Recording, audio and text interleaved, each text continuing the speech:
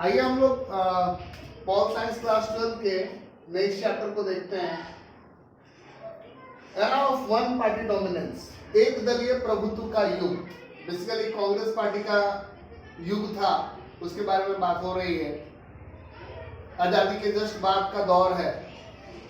One party dominance is rooted in the absence of strong alternative political parties. बोलता है कि one party dominance, एक दलीय प्रभुत्व क्यों होता है? क्योंकि कोई अल्टरनेटिव पॉलिटिकल पार्टी नहीं होती है, आपके पास कोई वैकल्पिक राजनीतिक दल नहीं होता है।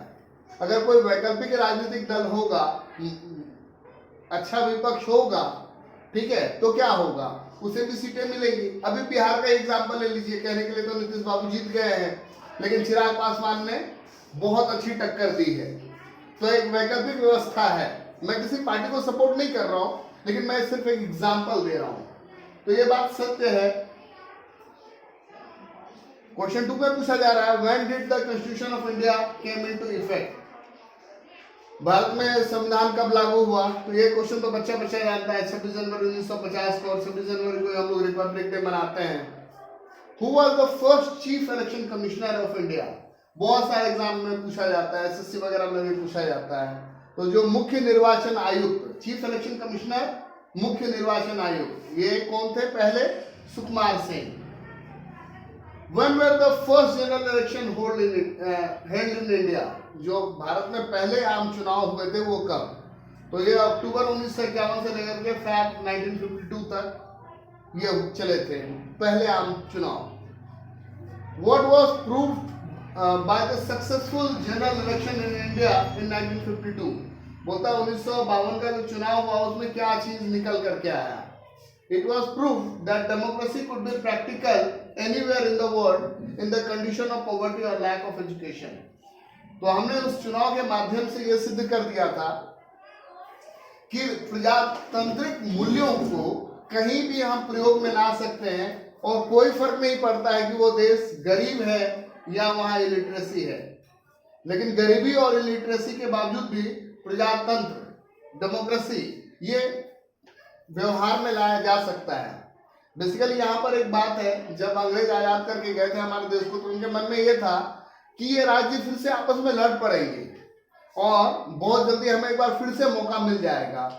लेकिन जो उस वक्त के हमारे लीडर्स थे, जो उनका जो साइट था, इनसाइट था, वो इतना बढ़िया था कि उन्होंने ना सिर्फ इंडिया को मिलाकर के रखा, बल्कि डेमोक्रेसी की एक मजबूत नींव भी डाली। ये सच है कि और कोई वैकल्पिक व्यवस्था नहीं थी, वैकल्पिक पार्टी नहीं थी, विपक्ष नहीं था, एक कांग्रेस ही था। लेकिन उसके बावजूद भी उसने, जिसको बोलिएगा कि एरिस्टोक्रेसी कर लिया या डिक्टेटरशिप कर लिया, ऐसा नहीं था। बजाते चुनाव हुए थे, लोगों को मौका मिला था।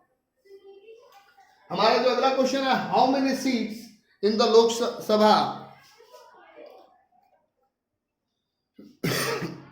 were won by the Congress in the first general election in 1952? Congress जो है वो 1952 के लोकसभा चुनावों में कितनी सीटें जीती?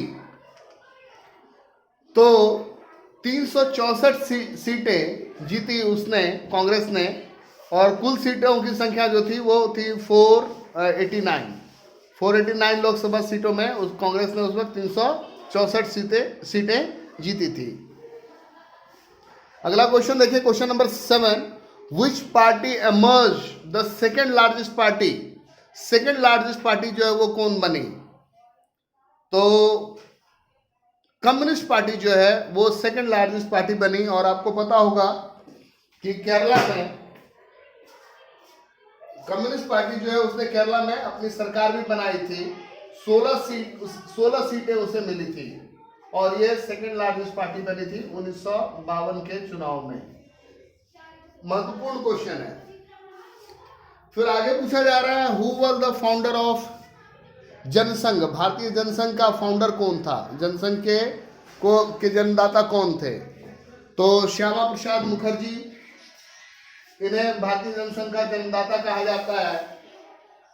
One party dominance is linked to the nation's colonial past. होता है वन पार्टी डोमिनेंस जो है इसकी जड़ें अगर हम देखें तो कहीं ना कहीं जो हमारा कॉलोनियल पास्ट है उससे भी जुड़ा हुआ है। तो ये आप बिल्कुल सही कह सकते हैं, क्योंकि इस कॉलोनियल पास्ट को हटाने के लिए जिस पार्टी ने सबसे ज्यादा संघर्ष किया, लोगों का स्वाभाविक था कि रुझान और झुकाव उधर ही होगा। और अगला हमारा लास्ट क्वेश्चन है, 10वां क्वेश्चन। उसमें पूछा जा रहा है कि वन पार्टी डोमिनेंस इसलिए आता है क्योंकि पब्लिक ओपिनियन जो है वो वीक है। तो ये बात गलत है। अगर पब्लिक ओपिनियन वीक होगा तो वो वन पार्टी डोमिनेंस नहीं करेगा। पब्लिक ओपिनियन जो है वो बहुत स्ट्रांग है और सबने मिल करके ही किसी को वोट दिया है, इसलिए वन पार्टी डोमिनेंस आ रहा है।